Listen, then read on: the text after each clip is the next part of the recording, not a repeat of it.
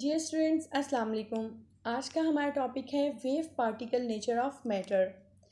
Students, हम जानते हैं कि लाइट जो है वो रेडिएशन है, वेव लाइक है।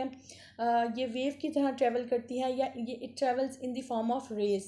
ये हमें पता है, हम अच्छी तरह से जानते हैं कि लाइट जो है वो रेज्ड है। लेकिन 1900 में Max Planck was a scientist who propose the particle like nature of light. He propose that light travel in discrete manner. ठीक है, डिस्क्रीट मैनर का क्या मतलब है कि लाइट जो है वो स्मॉल पार्टिकल्स की सूरत में ट्रैवल करती है। और ये जो स्मॉल पार्टिकल्स हैं ये बेसिकली वेव के पैकेट्स हैं। आप पिक्चर में देख रहे हैं कि वेव छोटी छोटी वेवलेंथ के पैकेट्स हैं जो कि पार्टिकल्स की तरह से बिहेव करते हैं। और इन पार्टिकल्स को हम फोटोन कहते हैं। ठीक है, वेव के जो पैकेट्स हैं ये फोटोन कहलाते हैं और ये पार्टिकल्स हैं। किसके पार्टिकल्स हैं? लाइट के। तो इस तरह से मैक्स प्लैंक ने प्रपोज किया था कि लाइट की जो प्रॉपर्टी है वो पार्टिकल लाइक भी है और वेव लाइक भी है। Sometime it will behave like wave and sometime it will behave like particle. Students, ये एक छोटा सा एक्सपेरिमेंट है जो कि मैक्स प्लैंक क्वांटम थ्योरी में जो पार्टिकल लाइक नेचर है लाइट की उसको डिस्क्राइब कर रहा है। इसमें एक सोडियम मेटल है और लाइट इस पर स्ट्राइक करती है और as a result of which electron of metal are ejected. ठीक है, इस मेटल से के एटम से इलेक्ट्रॉन निकल रहे हैं। इलेक्ट्रॉन क्या है? Material particle. ठीक है, अब हमेशा कोई मटेरियल पार्टिकल ही दूसरे मटेरियल पार्टिकल को किसी जगह से निकाल सकेगा। ठीक है, क्योंकि उनके मास कंपेरेबल होते हैं। अब ये देखें कि लाइट अगर लाइट में अगर मटेरियल प्रॉपर्टीज़ ना होती तो वो इलेक्ट्रॉन को इजेक्ट ना कर पाती। ठीक है, तो लाइट के जो छोटे छोटे पैकेट्स हैं जिनको हमने फोटोन का नाम दिया था, ये these are behaving like material particle, matter की तरह, पार्टिकल्स की तरह बिहेव कर रहे हैं। और ये पार्टिकल्स, ये छोटे छोटे पार्टिकल्स जिन्हें हम फोटोन कहते हैं, ये इलेक्ट्रॉन को इजेक्ट करते हैं। मतलब ये जो एक्सपेरिमेंट है ये इस बात को प्रूव कर रहा है कि लाइट की पार्टिकल लाइक नेचर है और वेव लाइक नेचर भी है। मैक्स प्लैंक ने जो फोटोन है, फोटोन की एनर्जी और फ्रीक्वेंसी की रिलेशनशिप भी प्रपोज की थी, that is equal to H mu. Energy is directly proportional to frequency of light. Frequency of light और photon.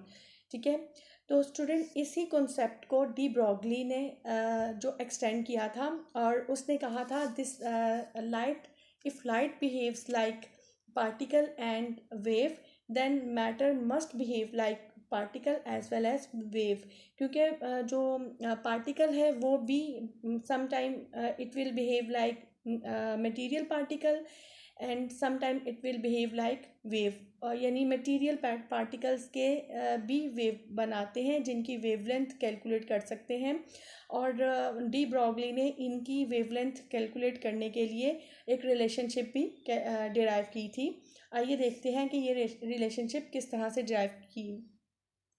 Planck, according to Planck quantum theory, is equal to H mu, यानी energy is directly proportional to frequency of photon. ये relationship उसने light के photon और light के photon की frequency और energy के लिए डिराइव की थी मैक्स प्लैंक ने। ठीक है, आइंस्टाइन के अकॉर्डिंगली हम जानते हैं, हमने आइंस्टाइन की इक्वेशन पढ़ी है, E is equal to M C square. Einstein की थ्योरी हमें ये बताती है कि energy can be converted into mass and mass can be converted into energy. यानी एनर्जी और मास का एक रिलेशनशिप है। तो इससे भी हमें आइडिया मिलता है कि जो मास है, मटेरियल पार्टिकल हैं, वो वेव की तरह भी बिहेव करते हैं। Combining the both equations we get H mu is equal to M C square. तो इस रिलेशनशिप में आप इन दोनों को जब आप कंबाइन करते हैं और उसके बाद आप ये देखते हैं कि जो सी है, सी के लिए हमारे पास रिलेशनशिप है वी ओवर लेमडा। ये यहाँ पे जो टेढ़ा सा वी है ये बेसिकली फ्रीक्वेंसी है और लेमडा वेवलेंथ को जाहिर कर रहा है और सी इज़ अ स्पीड। यानी आपकी ये जो रिलेशनशिप है ये बिल्कुल V is equal to F lambda, जो आपने वेव की इक्वेशंस में, वेव के चैप्टर्स में पढ़ी हुई थी। v is equal to F lambda, c for velocity और mu is for frequency f। ठीक है। अगर हम इस रिलेशनशिप को रीअरेंज करें then we get mu is equal to C over lambda. तो आप ऊपर वाली इक्वेशन में म्यू की वैल्यू पुट करें तो इससे हमें मिलेगा H C over lambda is equal to M C square. Student अगर हम इसको फर्दर रीअरेंज करें तो हमें लेमडा को आप लेमडा को रीअरेंज कर दें, दूसरी साइड पे चला जाएगा और सी से कट जाएगा। Then we get final equation will be lambda is equal to H over M C. M for mass, H is Planck constant and C is speed of light. तो ये रिलेशनशिप हमें बताती है कि लाइट के photon की speed और उसकी वेवलेंथ के दरमियान क्या रिलेशनशिप है। यानी लेमडा जो है वो इन्वर्सली प्रोपोर्शनल है सी के। लेमडा क्या है? वेवलेंथ, ठीक है। और सी क्या है? Velocity of photon. अब अगर हम वेलोसिटी को मास से मल्टीप्लाई करें then we get a new term which is called momentum. Momentum के बारे में आपने फिज़िक्स में भी पढ़ा होगा कि मोमेंटम कोई अलग से चीज़ नहीं है, जस्ट हम किसी भी मूविंग बॉडी की वेलोसिटी को उसके मास से मल्टीप्लाई करें तो हम इस क्वांटिटी को मोमेंटम कहते हैं, ठीक है। तो इस इक्वेशन में हमें ये इक्वेशन हमें बता रही है कि मोमेंटम जो कि मटेरियल पार्टिकल की प्रॉपर्टी है उसका वेवलेंथ से रिलेशनशिप, ठीक है। यानी वेवलेंथ जो है वो मोमेंटम के इन्वर्सली प्रोपोर्शनल है। इट मीन्स कि अगर मोमेंटम ज़्यादा होगा तो वेवलेंथ कम होगी और अगर मोमेंटम कम होगा तो वेवलेंथ ज़्यादा होगी। यानी किसी भी मटेरियल पार्टिकल का अगर मोमेंटम बहुत ज़्यादा है, उसका मास बहुत ज़्यादा है और तो उसकी जो वेवलेंथ है, जो वेव बनती है, उसकी वेवलेंथ बहुत कम होगी। स्टूडेंट इसी रिलेशनशिप को अगर हम मटेरियल पार्टिकल पे अप्लाई करें तो हम सी की जगह वी रिप्लेस करेंगे, ठीक है, वी फॉर स्पीड।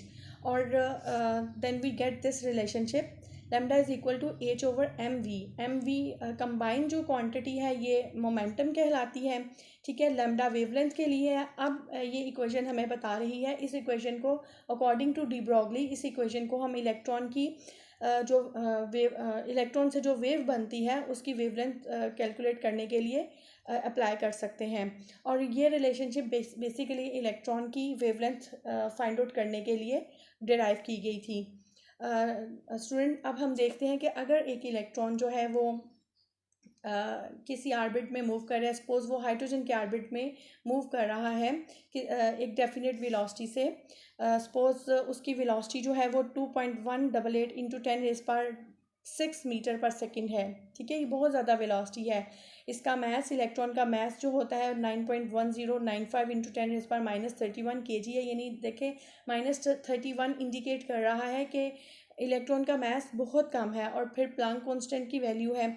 तो अब हम ये कैलकुलेट करने जा रहे हैं कि जो इलेक्ट्रॉन हाइड्रोजन के जो इलेक्ट्रॉन हाइड्रोजन एटम में फर्स्ट ऑर्बिट में रिवॉल्व करता है न्यूक्लियस के अराउंड, उसकी वेवलेंथ, उससे जो वेव बनती है उसकी वेवलेंथ कितनी होती है। स्टूडेंट्स ये सारी वैल्यूज़ इस फॉर्मूले में पुट करें तो then we get lambda is equal to 0.33 into 10⁻⁹ meter. और अगर इसको हम नैनोमीटर में कन्वर्ट करें then we get lambda is equal to 0.33 nanometre.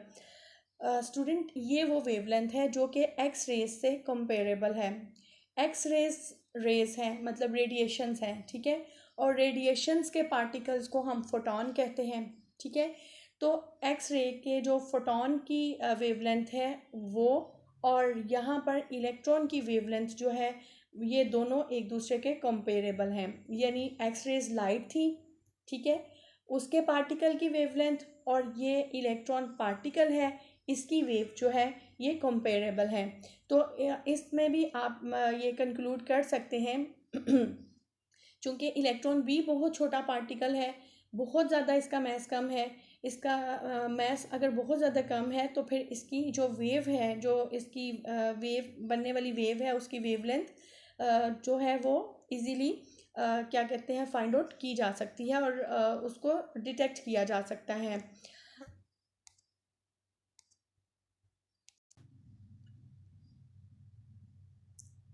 Students ये देखें ये इलेक्ट्रॉन जो है ये एक इमेज है एनिमेटेड इमेज है जो कि ये शो कर रहा है कि इलेक्ट्रॉन जब एटम में रिवॉल्व करता है तो अपनी रेवोल्यूशन के दौरान वो वेव बनाता है और इस वेव को डिटेक्ट किया जा सकता है। ये इसकी वेवलेंथ जो है वो कंपेरेबल है एक्स रेज के फोटोन की वेवलेंथ के। ये एक और इमेज है जो हमें इलेक्ट्रॉन की मूविंग इलेक्ट्रॉन की, किसी एटम में बहुत से इलेक्ट्रॉन जो मूव कर रहे हैं उनसे बनने वाली वेवलेंथ की वेव्स का आइडिया देता है। स्टूडेंट्स, आप देख सकते हैं कि इलेक्ट्रॉन्स जब रिवॉल्व कर रहे हैं तो ये अपने साथ वेव प्रोड्यूस कर रहे हैं जो कि डिटेक्ट की जा सकती है।